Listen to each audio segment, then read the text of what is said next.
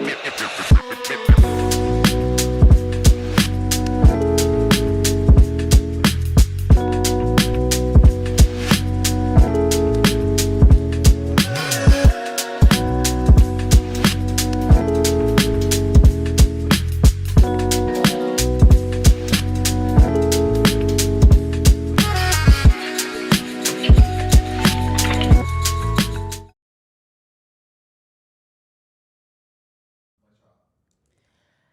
are just 6 weeks away from the official start of the MLS season. And with that, things have been heating up around the MLS, not only for other teams, but finally for the Philadelphia Union. Welcome to PHL Union Podcast. I'm Renee Washington, joined by JP Zapata, who's going to be wearing multiple hats today. He's producing, he's co-hosting, and we also have a special guest that's going to be joining us in just a few moments, David Malandra, who's going to be able to join us to weigh in. I see in the comments already, we've got Kyle listening live from Anaheim. What's up, Kyle? Nice to have you here. Julian, all the Almonies in the chat. Also listening from Anaheim. I love it that you guys are able to join in the conversation with us today. Major breaking news, and I'm excited that we have today's show to be able to break it all down for you guys. So with that, let's welcome in our very special guest for today that we've got, David Malandra. He's a sports reporter working with Sports Talk Philadelphia. David covers everything and everybody. David, you're all over the place. How are you today? I feel like I should say Happy New Year because I haven't seen you in 2024. Happy New Year. Welcome to the show. Hey, thanks for having me. It's all about timing for everything. Yes, it is. Yes, it is. Okay, so little did we know, as we've been all talking about the Union being so quiet and things moving slowly, it feels like today's a new day. Kai Wagner's news breaks that he is going to be re-signing with the Union. It's a 3-year contract, 4th-year club option for 2027. And with that, there's one major move that we finally see from the Philadelphia Union. What were your initial thoughts when you heard the breaking news that Kai is staying in Philly?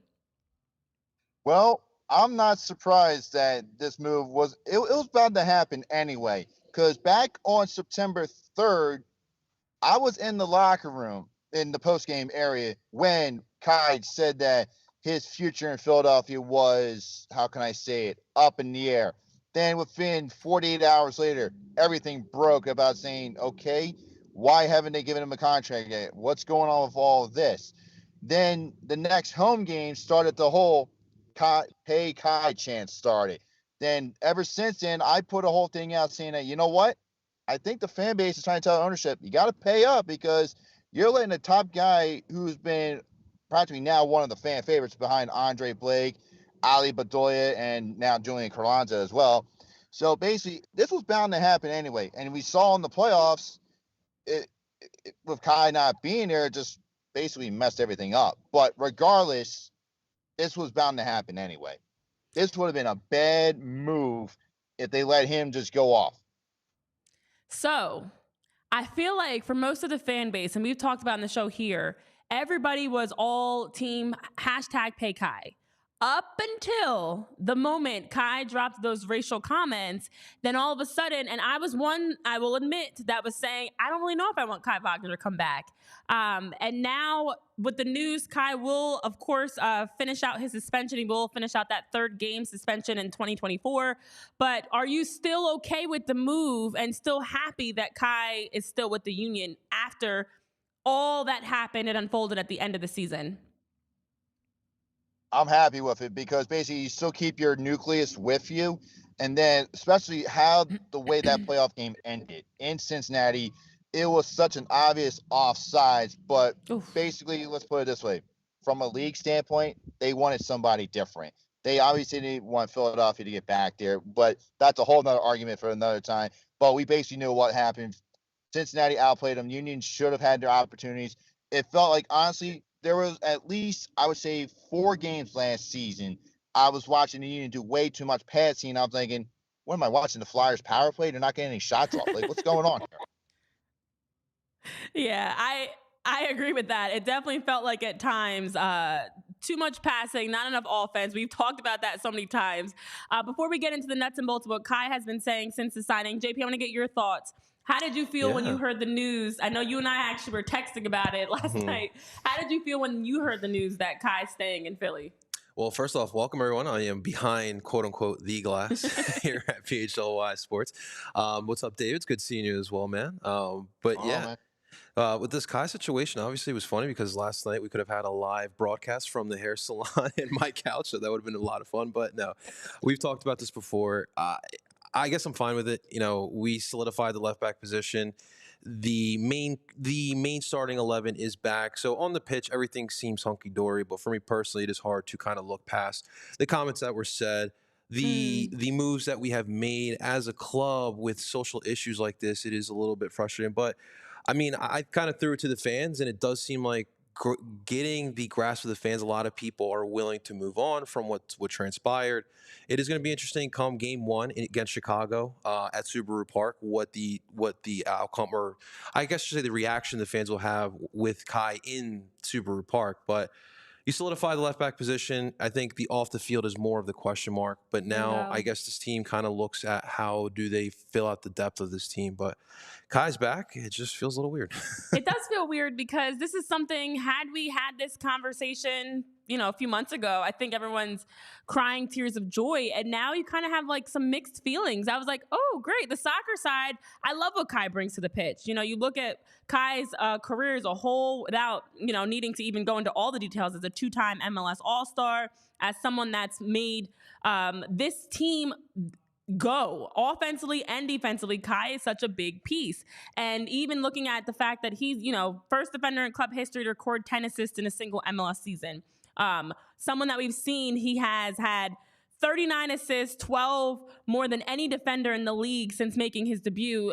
The assists alone and his ability to help, as you talk about, David, getting those goal-scoring opportunities. So it's not just this over-possessing team, but now adding more into the final third, whether through set pieces, services, or just the dimes that he's dropping into his teammates in scoring position. That side of me is happy that Kai is still here with the Union. I am interested to see how, you know, the fans and people will react once it comes down to game time. But I think it's more about, okay, how will Kai take everything that happened and unfolded, address it or not address it, and just kind of move forward from it and be a better person because of it. If we get a Kai that's out there, I think it comes down to, if we get a Kai that when he comes back, he's just showing he's grateful, he's happy to be here, he's team first. You know, I think it'll make it a lot easier to overlook the comments that he learned from them in that sense, versus if we get any other incidents or something, you know, he kind of has a shorter leash in that sense in terms of what Kai is able to do. But I like the move, and with that, David, he gets to stay. Here's something else that I just realized as well. During the last 4 or 5 home games, the crowd reaction when Kai got introduced was definitely, every time he touched the ball, it was a loud roar because they know they wanted him to stay. Now with him under contract, you know it's going to be even louder now. So basically now he is now considered as one of the faces of the franchise. You got him, Andre Blake, Julian, and now Jack McGlynn, the young nucleus, especially since 2 of them just got called up to, USA Soccer for their January training camp. 2 of them got called up. And now with this news that came out as I believe it was yesterday about Julian Carranza, now that changes everything. That just came down with about him as well, saying that he turned down offers from European teams back in August and last month. That's basically saying that he wants to stay here long term. But now, because the way how the Philadelphia Union have been the last couple of years, it's basically saying they are now the team that can produce young grown players that now are on the national stage. Now, as you've seen with both Aronson brothers. Yeah, no, that's a great point. And we're definitely going to touch on Julian because the comments that have come out about him have been concerning, to say the least. But back to what you're mentioning about the growth and the development of this team. Yeah, it's great. You're seeing guys like Nate and Jack getting opportunities with the U.S. men's national team. We'll talk about some of their comments as well. But it's this team has a lot of talent, and to be able to lock in someone like Kai, who only lifts when he's on the pitch with what he can add to, I think soccer-wise, I love the move. I know, Jose, in the chat, you're saying that the Union declined to comment on what Kai's rehabilitation program is, and they guided Jose to talk to the MLS, and Jose's still waiting to hear from the MLS PR team. Yeah, that's kind of the question mark I think a lot of us are wondering. I mean, I've been watching a lot of players across leagues when they had these types of incidents and they go through rehabilitation programs, whether it's Draymond Green in the NBA or Kai Wagner in the MLS. I would like to know what's being done to an extent to make sure that we're making not making this mistake again, not seeing Kai continue to have any sort of comments or incidents. But I do love the fact that Kai came out and said a lot of positive things about just wanting to be here. He's like, I've been here for almost 5 years now and continue to grow professionally and personally. I feel highly valued here and have a great bond with the club. My family and I also feel extremely at home here. Despite other exciting options in Europe, I decided to extend my contract with the Philadelphia Union because in the end, my heart also played a part in my decision. So when I heard those parts of his comments, I said, okay, to me, this means Kai loves the fans, the city, for more than just soccer. He's connected here and he feels like this is home and he's not ready to move yet. Not to mention, there's still more work to be done for this team to accomplish. And as you touched on, David, obviously with how things ended last year, that's the loss to FC Cincinnati, that goal that we all are still seeing in our nightmares. This team is feeling some of that same motivation that there's unfinished business. And I think Kai's comments kind of alluded to that as well of, in his heart, this is home, this is where he wanted to be. Real quick, Renee, because Yeah, I do totally have to agree. ask something about the happiness part of what you just said there. Because, yeah, I mean, obviously you're happy that you're back, you got another contract. I need to see the contract details there. Obviously, it's a 3-year deal. He was making like 630K for per year. So I would assume he's making closer to $1 million than 600K this year. So that would make anyone happy, I would Yeah. say. So we got to check that out too. David, I think you were to jump in and say something too. Yeah, I'm good with that. I'm good with that. Yeah, I like it. I like it. And I know Jose is saying, for what it's worth, Kai's had 4 agents in 5 years, which is concerning, to say the least. But for now, we're still waiting on those details of the specifics of Kai's rehabilitation program, what the numbers are for his 3-year deal with the 4th-year club option for 2027. That in itself is going to be interesting because I'm sure as we all were following the news around Kai, we were all expecting he's probably was getting some very large offers. And for him to decline those to stay here are huge. But as you mentioned, David, there's another player on the Union that's been declining some offers, and that's Julian Carranza. Now, what makes this very concerning is we've been talking about on the show, just like everybody else, that his future is questionable. We don't know if he's going to be here or not. And then to see a tweet come out from Lizzie Becherano, who was saying this: Philadelphia Union's Julian Carranza just confirmed to me he received interest from European clubs back in August and December, but declined. Added, quote, I hope to make a big career move in July. So I like everything about that except for I hope to make a big career move in July. So Julian's a player that we've talked a lot about, his future here, if he's going to remain with the Union, if we see him taking any of these offers that he's getting from European clubs. David, what are your thoughts on his, quote, I hope to make a big career move in July? So at initial glance, it's basically based off what I'm reading it as, he's expecting to get a contract extension in July. Because that's basically what he's trying to say is that's when the transfer market opens up for the European squads. Right. So if he's basically playing at a high level, which he will be, if he is playing at a high level during the season, Ernest Tanner is going to be saying, do I really want to move him or do I want to pay him now? Because of how much money they're going to have coming off the books with some of these declining contracts that are gone. So now it's just going to be, where is he at? So that's the big question right now. Yeah, and that's something that we've talked about. Will the Union be willing to pay to keep Julian Carranza, or does it make more sense to figure out a way to get a deal where you can get money in return, or you can now start planning for the future, essentially? I don't know, because if Julian Carranza is getting these large offers, it makes you wonder, and I know, JP, we've talked about it, what makes most sense for the future for the Union? Because they have to be prepared in case they lose Julian to be able to replace him. But I'd love to see them be aggressive in trying to pay to keep him. Right, Absolutely. right. Yeah, I totally agree with that. It's like I'm saying is, in July, if he's playing very well, that Ernest Tanner is looking and saying, okay, what European teams are going to be offering? Do I want to throw him the money now? Mm-hmm. JP, I know you have lots of thoughts on this because we talked about it on the show before. Does this make you more interested in going ahead and moving Julian Carranza even before July? All right, so obviously the plan that we drawed up was what was best was him leaving now. That way you can find a replacement that gives a full season for this replacement to get acclimated with the squad. Now, this may damper our plans just a little bit, but I think one thing to keep an eye out, and again, optimism, right, Renee? So the optimism in me would say that if we can get production out of Ty Barribo, Quinn Sullivan, and Chris Donovan, then we can find ourselves a good situation. And that alleviates pressure of selling Julian Carranza. Obviously, I made the joke here on Twitter. I was half serious with the Roberto Firmino because of, we'll probably talk about it next week, the situations going on in Saudi Arabia. But there's like a group of players that we could probably take advantage of and probably go ahead and buy. But if it's not that, there are obviously options that we've constantly talked about of going out for in Europe. But right now what it looks like is you wait to see with Carranza's values to rise up with his play.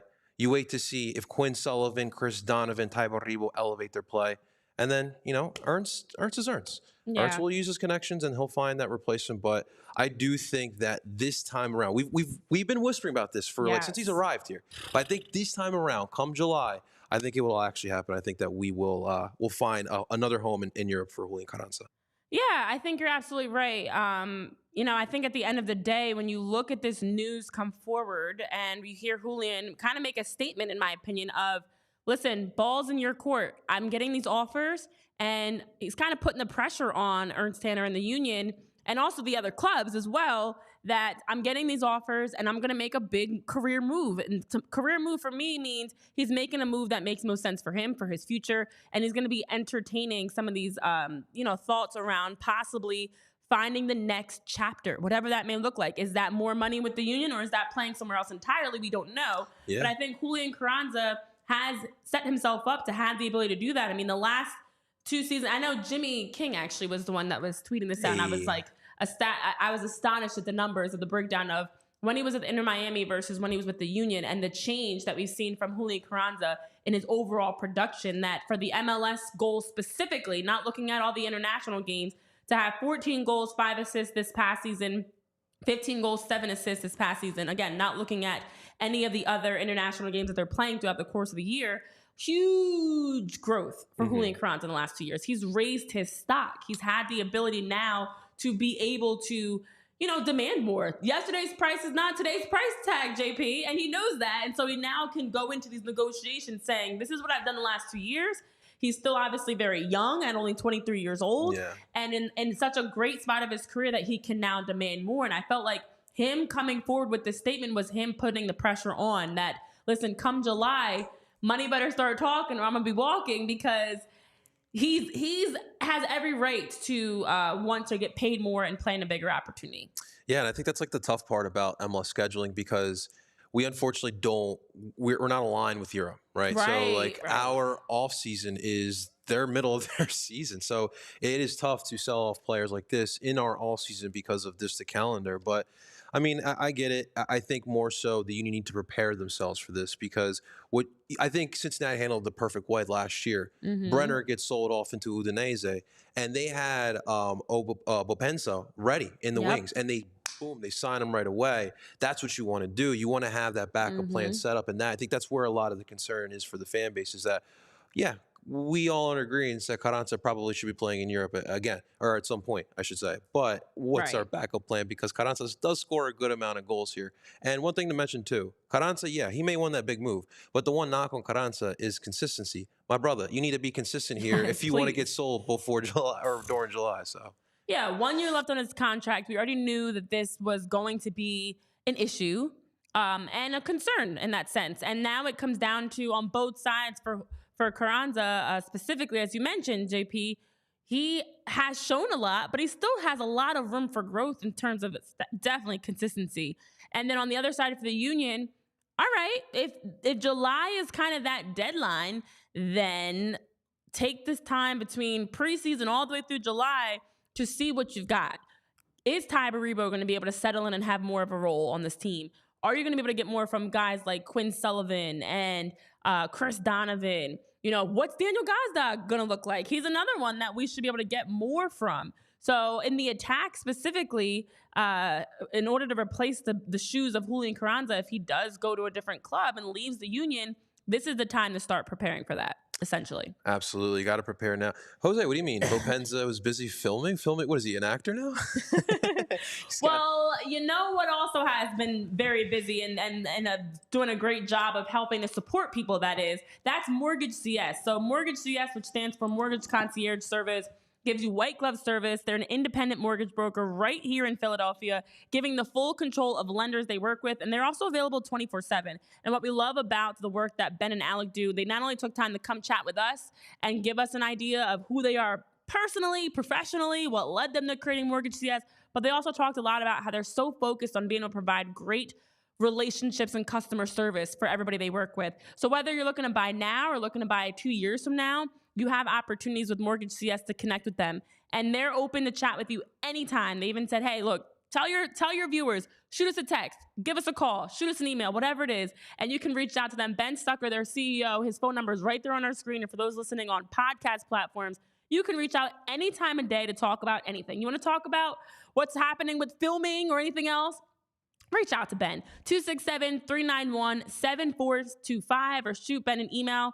His email is ben@mortgagecs.com. And you can also check out more information at mortgagecs.com/PHLY to get started, because at Mortgage CS, they want to make sure that when you hear the word mortgage, you think of Mortgage CS. You think of Ben and Alec. You think of friends. You think of people you can trust. And a quick disclaimer for you, this advertisement is not a commitment to lend or extend credit. Mortgage CS is an equal housing opportunity mortgage broker. All loans are subject to credit approval. Certain restrictions may apply. Company NMLS ID number 1464766. And you can visit mortgagecs.com for more information. And while you're doing that, also take time to check out our friends over at Bagels & Co., doing a great job of providing Brooklyn-style bagels made in Philly right in our backyard. It's that mom-and-pop shop feel of delicious, large varieties of bagels. They have 15 to 20 different bagels. They've got 30 cream cheeses. And over at Bagels & Co., they've got seasonal options for you. They've got team-specific ones. So they'll have a Flyers, an Eagles, hopefully a Union bagel cream cheese as well. We've got to get them on that, too, if they don't already have it. But they've got plenty of options for you. And they've got so many flavors that it just makes it great to be able to start off your day or at lunch or for dinner with Bagels & Co. And if that's not enough, they're convenient and they're affordable. Great food at a great price, and you can get a lot of their food for cheap. And especially with how prices are going up today, go down to Bagels & Co. and get some great prices with their food. So for the best Brooklyn-style bagels made right here in Philly, head over to thebagelsandco.com, check out their locations nearest you, and be able to find some yummy, affordable, convenient options for how you kick off your days. All right, so that being said, Jose's dropping some tea in the chat, baby. JP, you asked, and Jose replied. Yep, some inappropriate filming has been happening. Jillian and everybody else, I'm sure you were not expecting this tea. I was not expecting that. We've already gotten so much information over the last 24 hours. This was not on my bingo card for what we were going to be getting information on, Jose. But thank you for enlightening us on what kind of filming was happening. JP, you asked. There you go. Listen, that's not MLS. I don't know what it is. And Jose is clarifying he's not kidding. Or Jose, are you the source of this this rumor here, or this story here? I'm going to tweet out per Jose Nunez. Just kidding. Put the name on it. Yeah, I won't put that out there. But it is, listen, what these people do in their own lives or outside of, work sometimes gets publicly shared. And that's why I'm a bring it on back to Kai. That's why, Kai, I would like to know some information on what's going on, because, your personal feelings and thoughts and slip ups and mistakes are one thing, but let's make sure they're not a habit. So yeah. I do want to give a quick thank you, though, to David for joining us. You can give him a follow at Dave M Reports. David, as you can even see today, on the go all the time, always covering a lot of different stories, and whether it's college sports or pro sports here in Philly, David Malandra does a great job with that. So shout out to David for taking time to join us today on the show. And JP, yeah, Jose said it. You asked, he delivered. And you can volunteer to confirm it's his. Real quick, I just, because on the Kai front, I just want to bring something up that a lot of the fan base has been bringing up too. Yeah. So I think that, listen, I think we're all forgiving people. I think we can all move on from this as well. But I think what's important to Renee is what Kai does to kind of, I don't want to say build his name up again, but like, look, it was pretty serious what he did. And I'm not Asian, I'm not Asian American. I can't speak upon this for that community, but I would assume that would be best is him doing something as far as an outreach, doing outreaches with our Asian American community. We have a beautiful community that's right down the street here. So I think that Kai has to do some actions. He's not planning on actions on the pitch. Yeah. Off the pitch, the actions have to speak louder. So I think that would put some of the fan base at ease. It's weird because like it does feel like we are divided in that some fans can look past it, some fans can't. But I think it's important for Kai. He needs to do something off the pitch. I think to your point, JP, it's kind of like when you've been, I always use the dating metaphor and I probably should stop doing that. But it's kind of like when you, or even a friend, like you've known somebody all this time and all of a sudden they like show their true colors and you're like, wait a minute, I don't think I knew you as well as I thought I did. Kai is going into his 6th season this year with the Union. And in all this time, I mean, the things that we've seen from Kai, 138 appearances, 136 starts since he joined the club in 2019. He, in that time, as I mentioned earlier with David on the show, registered the 2nd most assists in club history with 39 assists, 12 more than any defender in the league since making his debut. In 2023, finished the 2nd most assists on the team, as well as led in multiple categories: crosses, tackles, key passes, interceptions, dual percentage amongst players, corner kicks taken, and the first defender in club history to record 10 assists in a single MLS season, which happened against the Revs on July 16th back in 2022 and on August 31st, 2022. I say all this to say, with all these great things we've seen from Kai over the years and the great moments, I can vividly remember some of his assists and plays and, flying down the left flank that you're like, you love to see Kai in action, but this is what leaves a bad taste in your mouth, and it's hard to just look past this and move on because he's been re-signed without in the back of your mind thinking, well, which Kai is the real Kai? And I think all of it is him. I mean, he is human. We all make mistakes, guys. Some people go out and accidentally film things inappropriately. Some people make inappropriate comments. Some people make racist comments. In this situation, though, it's hard because we don't know.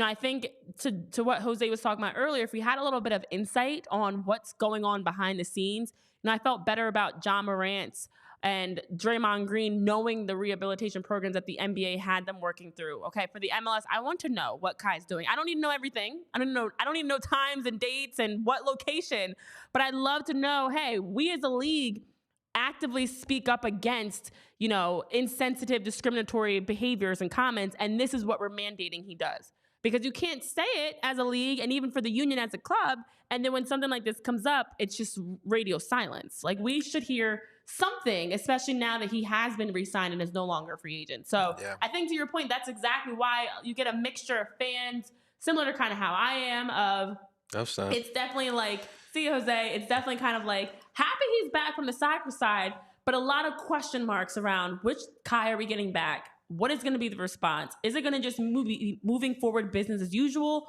Or are we going to get some sort of a change or, like you mentioned, maybe more advocacy or humanitarian work or anything like that, philanthropy work? Remember Mike Vick? I mean, he had to do all that community work with PETA, and he's still getting killed for it to this day. And I think, too, like, I think it's best for him to do some type of outreach like that. But let's also remember, this was the Union as well that also doubled down on what happened and tried to bring up with Bob. Which, listen, if Bobby was coming at his family, okay. But it's just the timing of everything was just wrong. And so, it feels like ever since the season kind of ended or when that situation happened, they were willing to reconcile and bring him back. So, I guess at the end of the day, we are the fans, and they are the ones working out there every day. And so if they are fine with it, I guess they're going to expect us to be fine with it as well. I guess so. I know Ernst Tanner was saying in a release how, Kai's proven himself year after year to be one of the best left backs in the league. As we know, he's been an integral part of their success. He also was talking about just how he consistently, with his defending and aggressive attacking, has helped contribute to a lot of milestones the team has achieved every year. And I agree. I think, that's why, as he's saying, they're looking forward to having Kai in Philadelphia for years to come. As we're mentioning for the soccer side, definitely. And that's why we're looking forward to having Kai with the Union for years to come as well. So more information on that to be able to talk about in the future as we're getting more details, as we're getting, the outline of his deal and any sort of insight on the rehabilitation program. And so we'll be sharing that as we get it. But you know what else you can get? That's the Game Time app, because the Game Time app is a great place to be able to easily download the app and find great tickets. They make it so easy for you to find not only your tickets, but be able to see your seats. So before you go to that comedy show or that concert, or you go check out that game, with the Game Time app, you can know exactly where you and your friends are going to be seated. And then what makes it even easier is when you get to the front door and you're fumbling to find your tickets, you don't have to worry about looking for paper tickets in your pocket, or printing them out, or trying to deal with the Wi-Fi issues, because there's always laggy Wi-Fi when you go to a game or a concert or show. With the Game Time app, your tickets are right there on your phone, easy to scan, get yourself in the door, get your butts in the seats, and be able to enjoy that show or that game that you're attending. So as someone that's dealt with a lot of ticket issues over the years of like, oh, did you print out the tickets? I did, but I left them on the table. Don't worry about that with the Game Time app. They make it easy to find great seats, great prices, and now when you head over to the Game Time app and use code PHLY, you also get an additional $20 off as a new purchase on the Game Time app, I should say. So when you download the app, use it for the first time, you get $20 off with that code PHLY. All right, so some other exciting things that we have just going on personally in-house while I'm running through some updates. Actually, might as well update you on some of these things as well, because we have a watch party happening this Monday. Although we are 6 weeks away from the start of the 2024 MLS season, we are less than a week away from the start of the NFL playoffs. So over at the Wicked Wolf on Monday, we will have a watch party starting at 7:45 p.m. For anybody that wants to go down there and join our PHLY Eagles podcast, we'll be able to cheer on the Eagles as they take on the Tampa Bay Buccaneers, hopefully win the wild card round and punch their tickets to the next round. Listen, the Eagles need all the support right now they can possibly get. So head on down to the Wicked Wolf. You can get those details on our website. We're also tweeting out that information for the PHLY Eagles Watch Party. We've got new merch. We've got watch parties. We've got a lot of things going on, guys. Have you seen some of the merch that we've dropped lately? All right. One last thing, and then we'll move back into soccer. Check out this merch that we've got. We have been releasing some really cool stuff. It's been hoodies, t-shirts. We try to make sure that we're dropping merch that's specific to what's going on. So right now we've been dropping a lot of Eagles, Sixers, and Flyers merch, rightfully so, since they're in the thick of their seasons. You can check out those hoodies. There's some on your screen for those that are watching. Anybody that's listening on podcast platforms, don't you worry. You can check it out on our PHLY locker. We've got all types of hoodies. We've got some new hats that we've been dropping as well. You can see all the hats, trucker hats, flat brims, dad hats, golf hats, different colors, different logos, you name it, we've got it. It's all at the PHLY locker that you can check out our hats, our hoodies, and all of our new merch. So lots of exciting things that are happening, because it's always an exciting time here. There's always something to talk about. There's always plenty going on. And with all that happened in the last 24 hours, we've all been processing. So we've got the Kai Wagner news. We've got Julian Carranza in the tweet. Also, I did see something that came out as well about Ali Babayya towards the end of the piece about Kai. JP, they were just talking about, of course, still remains a free agent, and Jim Curtin's group is expected to run it back in 2024, starting with, of course, the home opener February 24th. So that's all we got on Ali. That's the only mention I've heard so far of Ali Babayya. But I was like, okay, that leaves me optimistic that, yes, Alejandro Babayya is still a free agent, and with Jim Curtin expected to run it back, I would expect that means maybe Ali would be included in that run it back roster. That is the other interesting question mark, because, all right, Ali, I think we all expect to be back, but I don't think anyone expects him to be a full-time starter again. I hope. I wouldn't. Yes, I agree. So here's the question, Renee. So every year, Jose Brujo Martinez is always linked to a team. Mm-hmm. Leon Flocht, already linked to a team. Jack McGlynn, I feel like it's about time soon. Yep. So I think you need to prepare for that. I think this is the moment, Renee. You do union ball, that, finding that piece, it's cheaper, maybe a little younger, you can develop. I think that is when you go union ball. So you can prepare yourself for, if someone does get in the midfield, does get sold off in the middle of the season. You don't know about Ali. Unfortunately, I would love to say Ali is going to play almost every match, but you saw the amount of matches he's missed over the past couple seasons. So I think that that's something to keep an eye out for. And if Ernst wants to do his union ball, I think that is a position, a shuttle midfielder specifically, that can fill in and be a development piece here. No, I completely agree with you. I think that Ali, for sure, in my opinion, should be brought back on like a 1-year deal, but with the expectation his role's not going to be as a starter. You know, I think. And what's up, Spiral Out? Nice to have you here. Make sure you guys are hitting that like button while you're here. Join the conversation. Jump in the chat.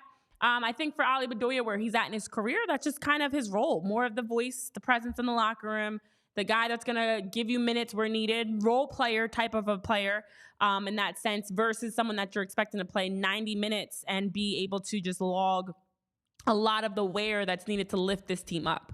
So I think for Ali Babayya, and I'm hoping that with maybe Kai Wagner was possibly the priority, getting him signed, bringing him back, that maybe now we'll get some Ali Babayya news. Who knows, in the next week or so. I'm just going to throw it out there. Anything's possible that we could possibly get some Ali Babayya news.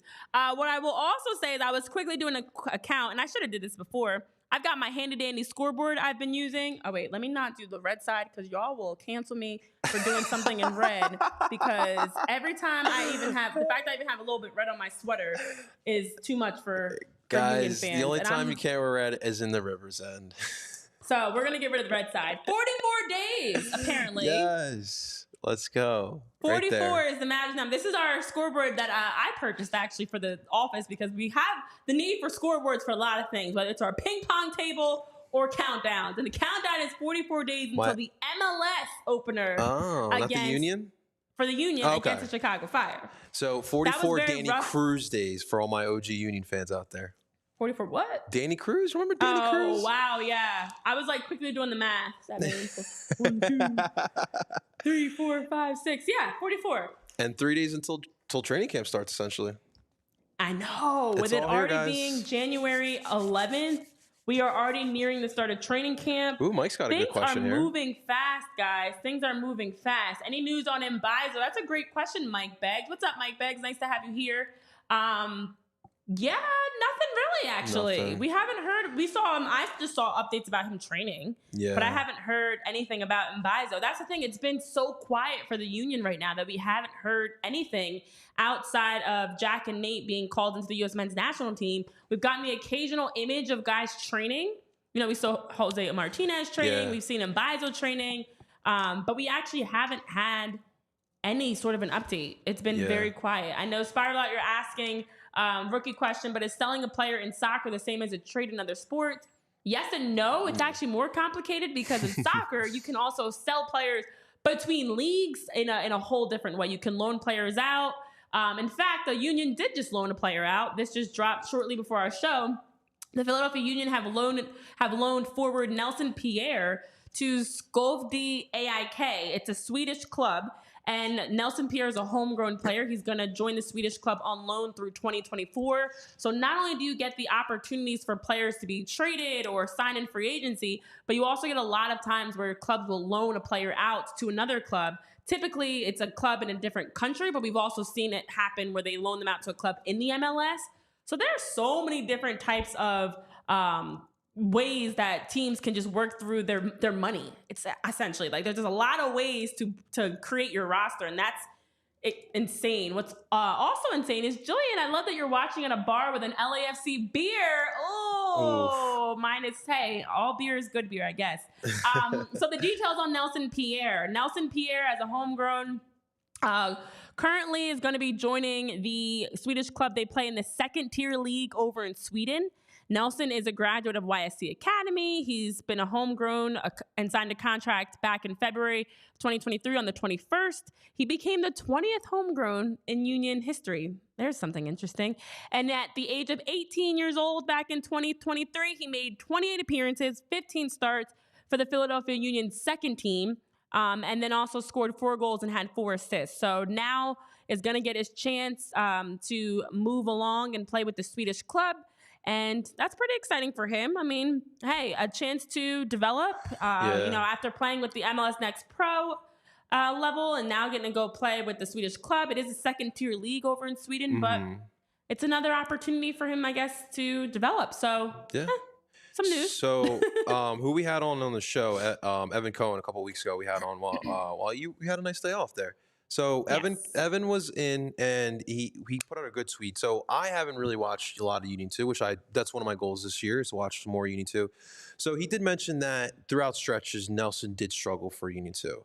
He's a young kid, but he's got the body type to play forward. He's got a lot of raw ability. And I think that's a great move. Like him going over to, we talk about all the time, young players going over to Europe, talking about these USMNT kids. It's tough. It's a different environment, and it probably will bring out the player that probably Nelson Pierre needs to be, being in those tough situations.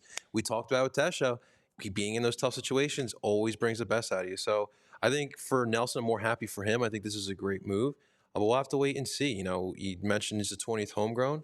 We'll see if he can come back here and build a Union career, if not a career for himself. But Yeah. I think overall, I think this is a great move for a young player like this. That's the thing. He's so young. He's only 18 years old. So, you think about for the MLS, a lot of times for that MLS Next Pro is similar to the farm system that you have in like Major League Baseball. That's like what I can compare it to for your question, Spiral Out. So a lot of times you'll see where, the senior team is going to loan players or move players around to help them develop with either other clubs or with their farm program, which in this case is the Union 2. So I think for Nelson Pierre, again, he was just 18 years old when he started playing with the Union 2 team last year in 2023. So he's got time, and I think to give him meaningful minutes somewhere, see how he can develop.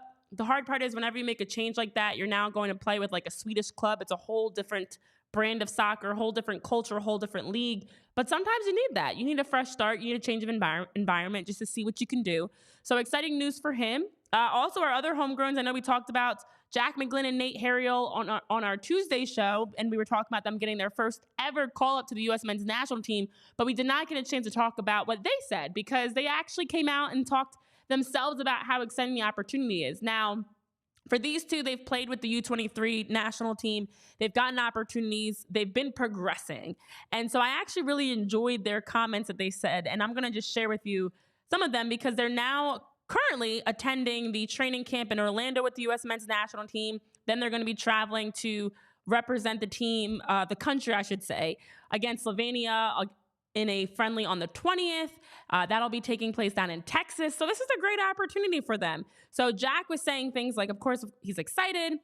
He was saying also, when they sent out the preliminary email, so I was like, oh, I have a chance here.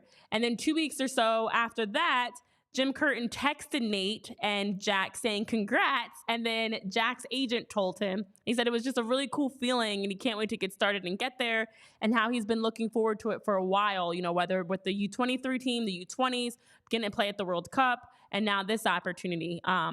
He's saying everyone wants that first team call, and he's just really happy that it finally happened, and he hopes to be able to show what he's capable of. And he's like, I think Union fans know what I can do. I think I personally know what I can do, and I've been working really hard the whole offseason to stay fit and sharp and get ready for this camp. So I'm just excited to go out there and show what else show them what I can do. So Jack had some great quotes, and then Nate was saying some similar stuff of, it's all moving so fast now with the Olympics coming up soon. I could be on that team and solidifying my starting spot here at the Philadelphia Union. It's all happening so fast, but it's exciting at the same time. It's always a goal to play at the highest level you can, obviously to be on the senior national team no matter what camp it is. In January or anything else, it's always a privilege. It's an honor. It means you're doing the right thing, performing well. You can only go up from here. And so, they're just talking a lot about the excitement of being able to get a chance. And for both of them, they definitely have had their role grow and improve with the Union and with the men's national team. So that's, as Nate was even saying, I was like, oh my gosh, that's even more special. Like, you're getting a chance to be a starter, get more minutes with the Union, but also with the national team, you get that role as well. So JP, very, very exciting for both of them. And this is a lesson for everyone, not only for Nate and Jack, but networking is a big part of life, ladies and gentlemen, especially if you want to advance in life. And Jack and Nate are going to be able to take this opportunity to network with MLS veterans. We talk like guys like Miles Robinson are on that roster in this January camp. So this is an opportunity for them to just improve upon their game. And to Mike's question here, unfortunately, Brandon, with just a tough season he had, Jack and Nate were very consistent on a playoff MLS team. So that's a reason why they get called up here. Brandon is going to have to kind of put himself back in the limelight here for the U.S. Federation. And he's just going to have to work his butt off. He's back here in Philly. He's done with his loan in Austin. Again, we don't know what the future holds with Brandon, because you still have Jakob, Jack, and you have Damian Lowe in the fold. Alawethu, who we signed during the season with the under 22 initiative, is still here as well. So it's gonna be tough for Brandon. Brandon's gonna have to come in here and fight for a roster spot with the Union. If not, I don't know what the Union are gonna do with him. Yeah, I know. To Mike's question, as he's asking about Brandon, I mean, as you mentioned, not only did Nate and Jack benefit from being able to have a strong MLS season, but you have to look at the other names that are across this list. Now, because of the timing of these of the January camp, it is all MLS players only.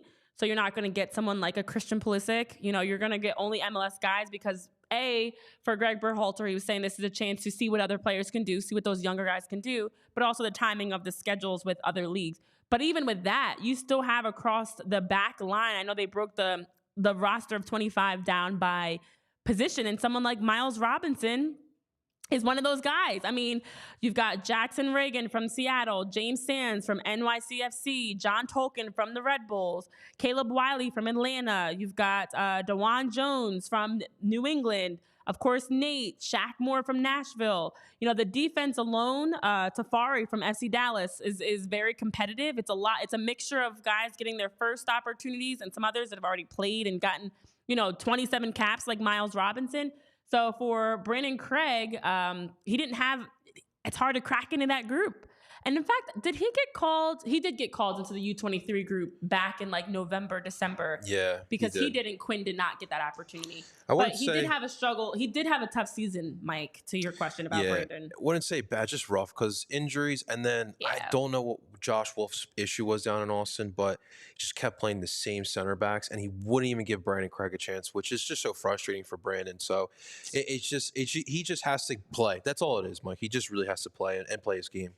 Yeah, and I think that's what it comes down to. It's more of he hasn't had opportunities. And unfortunately, as we know, the back line is not a position where you're getting a lot of opportunities to begin with.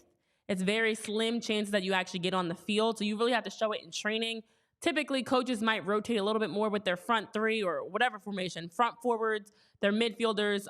They'll rotate them more. But center backs especially, you're not rotating center backs. You might have two, maybe a third person in a friendly that you try out.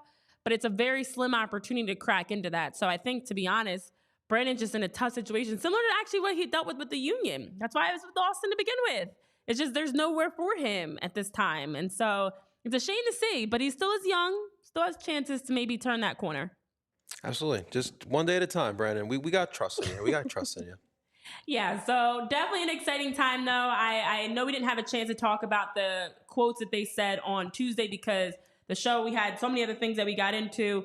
But I love just the humbleness and just the excitement and the pure joy from Nate and Jack to get this opportunity. And as we talk about, their role is growing. This is when you're really starting to feel your hard work paying off with the Union, with the national team to get that first call up. And it is something that when you first start playing, that's what you look to do. Your goal is to play at the highest level. And with the Olympics coming up, I would just love for the Union to have players represented. And I've said that before, to have players represented on the men's national team come the Olympics. The World Cup is obviously not too far behind, that we now can have Union players to talk about here on the show that are off representing, just like we talk about Andre Blake and Damian Lowe and Jose and Jesus Bueno. The more guys from the Union that can get caps and appearances on their respective national teams, it makes it that much sweeter. That means this team that says a lot about your talent, that you have several guys that come international breaks are getting on the roster, but then also getting meaningful minutes. Daniel Gazdag, of course, struggled with that. We want to see these guys get their names called up and then actually get to play. That's it. That's all we want. And it's a good name for the club too, because it doesn't matter who's the coach down the line for the U.S. men's national team. At least they know, all right, Philly's got that pipeline. Yes. So let's go check out what these young kids are doing. They're getting first team minutes. Let's give them the opportunity. I think that's what really has helped guys like Nate and Jack and even Quinn and Brandon with the under 20 teams. So it just keep doing what they're doing. That's all it is here for those guys. Oh yeah. I didn't even see Spiralot's comment about. He didn't realize the complexity of roster movement in soccer. It's a lot. Especially it's a MLS. lot. Yeah, and you know what? It's a blessing and a curse because there's a ton of opportunities. Yeah. But it also kind of makes it overwhelming that it's not just when you compare the MLS or soccer in general to like basketball, for example, basketball, it's like NBA is typically the goal for most basketball players. And then you have the other leagues. You'll have like the G League, you'll have the European leagues, and they're all pretty great developmentally wise. But you rarely see a guy go from the NBA to a European league, then back within like a year, like the way that you see in the MLS, for example. But in soccer, the MLS, the NWSL doesn't do it as much. They will literally loan a player. It's weird to me to loan a player. First of all, a person here, you're just going to take them for a temporary time. Brandon Craig, go play with Austin for a little bit and then come back just for X amount of months, and then we'll have you back. But yeah, it's very complicated, and there's a lot of components to it before you even get into like the farm system and the development side of things. I feel like deadlines for like NFL, NBA, NHL, MLB. I feel like that's alone because a lot of times that's a good point. A lot of those leagues, like they're making the teams that are buying, they're making those moves because they're trying to make that last playoff push. These players are on expiring contracts, 10-day contracts, yeah. All that fun stuff.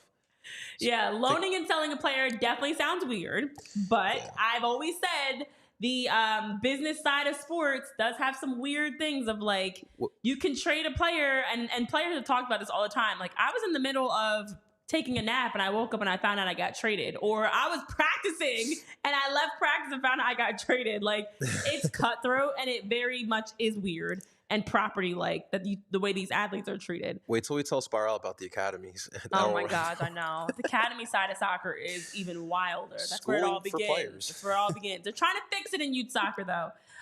But again, a lot of exciting things on the horizon. We will have in our Tuesday show, JP and I will have a chance to cut into all the things that have been going on around the league. There's been a lot of signings that we've been seeing. We saw just a couple to run through. We saw Atlanta United signed Norwegian international center back Stian Gregerson, possibly said his name incorrectly. Apologies on that. Then we also saw FC Cincinnati added another one, Corey Baird. They've added another free agent. We've seen a lot from FC Cincinnati. They've been pretty active so far this offseason. Real Salt Lake picked up Mexican youth national winger Fidel Barajas, who's going to be joining. He actually is coming from the USL Championship side, Charleston Battery. So he's getting that move, and he's only 17, getting the call up. And then we also saw San Jose Earthquakes have re-signed midfielder Jack Skahan. I almost flipped his name. Jack Skahan is re-signed and returning back through the 2025 MLS season with an option for 2026. So right now it just feels like there's a lot of moves. Vancouver also, they have signed free agent forward Fafa Picault. I never can say his last name. Fafita. I'm happy he's still in the league. Fafa Pico, Union legend. Pico. Glad he still got a job. There's a name you guys recognize for sure. If you understood how I butchered his last name, because I can never say Pico the right way. There we go. Pico. In Vancouver, I don't know if you ever got the chance to meet Fafa. Was a dope man, but he is going to fit perfectly at Vancouver with that food scene out there. Mm-hmm. That's what they're very excited to bring him in. He's going to be a good addition, definitely. He's played for a lot of teams. Of course, the Union, FC Dallas, the Dynamo, Nashville, now his next stop, Vancouver. So plenty of other things to talk about as we continue to follow the signings that have happened. There's been a coaching carousel, not just in the NFL and in college football, but also in this football as well, of a lot of coaching changes that have been happening in the MLS. It's a time of change. It's a time of like uncovering all that, because also, as we've been talking about, we know just days away from the opening parts of preseason for the Union, which means every team is, of course, starting preseason in the next couple of days. Friendlies are coming up. January and February is packed. Then the Union will be going down to Clearwater to have their preseason camps, and more friendlies are going to be taking place. So it's a lot going on, which means teams are now making those final decisions of, okay, this is the group we want to start out with for preseason, see what they've got, and then maybe after preseason we'll see some more moves as well. So to me, this is kind of like that next tier of roster changes, signing some free agents, re-signing players to an extension to see, what group you can run it out there with in terms of preseason before you make another pivot for the actual season, JP. It's the calm before the storm, I would say, guys. And what's the frustrating part about this is that because this transfer period for the MLS is open till April 1st, a lot of teams probably are going to use up that time period too. So our Union could also be bringing in a player that late as well. And I'm going to go on a bold take here. I say on Tuesday, when we record live here, which make sure you guys are watching, we're going to be talking about Babayya re-signing with the Union. Wow. I'm going to say that. I think the deal gets done over this weekend. I do feel like Kai was the first domino. Right. It's dominoes. And to me, it seemed as though they had to finalize those details. So it also, in my opinion, depends on how quickly we get the details of his 3-year deal with the 4th-year club option. Because I think once they get those T's crossed, I's dotted, signs, everything, all the little fine print and stuff figured out, then they're going to be moving on to the next decision. And if the Union are planning to run it back, why wait? Go ahead and get Ali Babayya signed. Get him started, because the other thing, as we know, as we've talked about, is you're starting preseason this weekend. So absolutely it makes sense that they would move a little bit quicker, because you want to have these guys locked in for preseason day 1 if you can, or maybe day 2 or 3 that you have them locked in. So, I like it. And you know what else I'm thinking about too? I like it. And I think I'm about to piss off Union fans, but all right, so Kai Wagner signed, right? Julian Carranza is probably going to stay here. Leon Flock, that's up in the air. So what are the signings going to be? Are there going to be any other big signings? If the starting 11 is already set in stone. It doesn't have to be that starting 11 though. What kind of signing are we expecting here, guys? JP, you're coming in being you're just being a devil's advocate right now, playing the other side of the fence. Listen, I want to see a big signing. I want to see a signing, a veteran 1-year deal for a guy. That's what I'm waiting for from the Union, and not someone that's already on the Union like Ali. I'm already expecting a 1-year deal for Ali. I'm expecting a 1-year type of a deal, a Gareth Bale deal for someone. And the thing is, I think we were going to do, I was hoping we'd do something like that, but I was thinking it was going to be for a Carranza replacement, which if he's staying till July, that deal might come until July. That's why it's important that Carranza gets sold. You need that backup plan ready to go. Boom. So the Carranza tweets out, signing tweet out as well simultaneously. Carranza goes out, in comes a new. But yeah, that being said, that is where we are right now. That's the State of the Union. We've got Kai Wagner's in. Julian Carranza could possibly be out. And of course, you waited to the final minutes of the show to try to drop these last, this food for thought of, wait a minute, if the Union are running it back and Ali does sign and Leon is here to stay, does that mean this is the same group that we're running it back with? I don't know. But we'll see. And that's what we'll be talking about on Tuesday. So again, we've got some new merch for you guys to check out. I know if you haven't already, head over to the PHL Locker to check that out. Also, make sure to give us a follow, because we're sharing more merch and more information like these things that are here: hats, hoodies, t-shirts, all types of apparel. We're going to continue dropping more as the year goes on. And for all of us here at PHL Union Podcast, we appreciate you for taking time to join us and tune in. Hit that like button on your way out the virtual doors. Make sure you're following, subscribing, keeping up to date with all we've got going on, because as JP mentioned, come Tuesday, there could be some more news. We knew there was going to be roster news from the U.S. men's national team from last weekend to talk about this week. We knew there was going to be something. Nobody expected Kai Wagner was going to re-sign with the Union yesterday. So we'll see what happens today or tomorrow or the next day or the next day. So for our special guest, David Malandra, who had time to join us today, who does a fantastic job with covering all things sports in Philly, make sure to give him a follow again at Dave M Reports. For JP, myself, Renee, our buddy Tyler is away, hopefully enjoying some great R&R. So long. Have a great rest of your Thursday. We'll see you right back here at our regular time again, 3:30 p.m. next week, Tuesday and Thursday, live. Go Union. Yes, just a few more weeks, Mike, and Spiral Out, and everybody else that tuned in. We appreciate you. The countdown continues. 44 days until the MLS opener, even less until the first game in general. So see you guys on Tuesday. Have a good one.